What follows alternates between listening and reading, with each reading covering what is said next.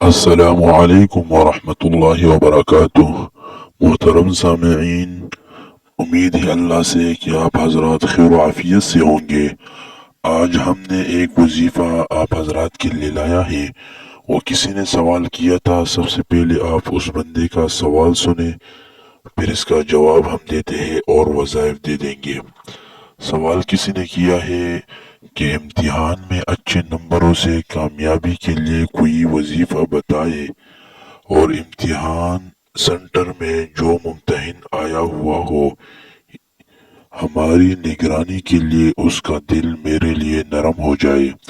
کوئی ایسا وظیفہ بتائے، اور نظر بند کے لیے بھی کوئی ایسا وظیفہ بتائے جو میں اپنا پیپر لکھنے کے بعد اس پیپر پر دم کر دوں، تاکہ جب میرا پیپر چیک ہو تو میری غلطیاں پیپر چیک کرنے والے کو نظر نہ آئے، اور ممتحن پر بھی دم کر دوں نظر بند کے لیے جو امتحان سینٹر میں آیا ہوا ہو اس کے لیے۔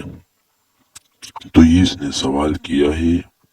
سوال کا خلاصہ یہ ہے کہ میرے نمبر اچھے طریقے سے آئے اور بہت زیادہ نمبر آ جائے، اس کے لیے کوئی وظیفہ بتائے۔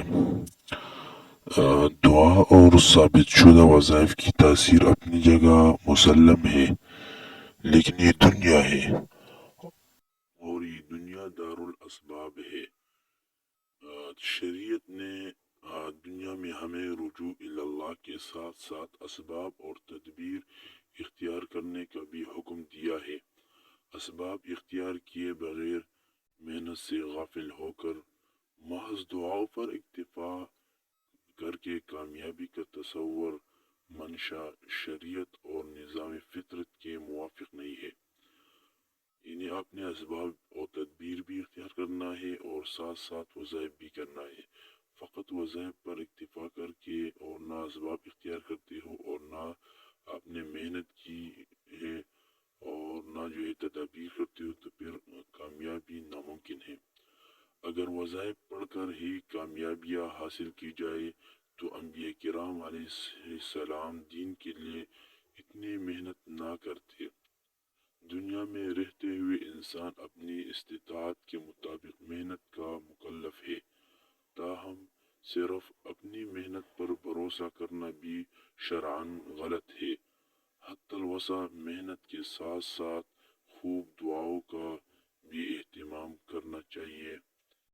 بہرحال اسباق کی تیاری کے بغیر اور محنت سے غافل ہو کر محض وظیفے کے زور پر کامیابی کا تصور منشاء شریعت کے خلاف اور بیوقوفی ہے۔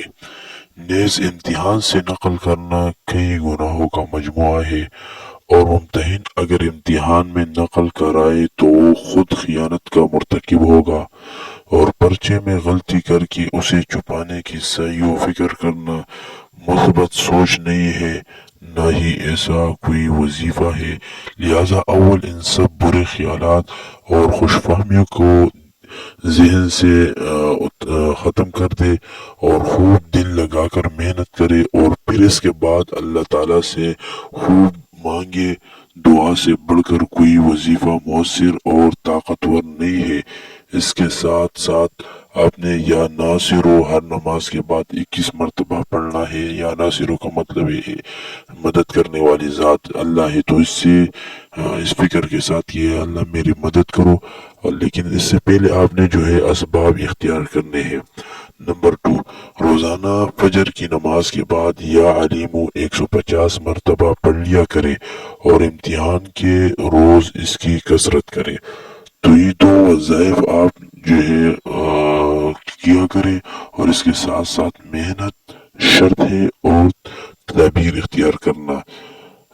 یہ آپ نے جو سوال کیا تھا، اسی طرح جو ہے اپنے ذہن سے یہ برے خیالات وغیرہ جو ہے نکالنا چاہیے، کیونکہ آپ کے ارادے میں اور ذہن میں یہ سوالات ہے تو پھر اللہ جو ارادے پر فیصلے کرتے ہیں، تو پھر جو ہے یہ برے خیالات اور ممتحن کو خیانت میں ڈالنا وغیرہ یہ حتی الوسع ٹھیک نہیں ہے۔ اور یہ دو وظیفے کر لیا کرو، انشاءاللہ تعالی امتحان میں کامیابی ہوگی۔ اور ساتھ ساتھ اس چینل کو بھی سبسکرائب کر لے تاکہ ہر نئی آنے والی ویڈیو جو ہے آپ حضرات کو جلد از جلد مل سکے۔ والسلام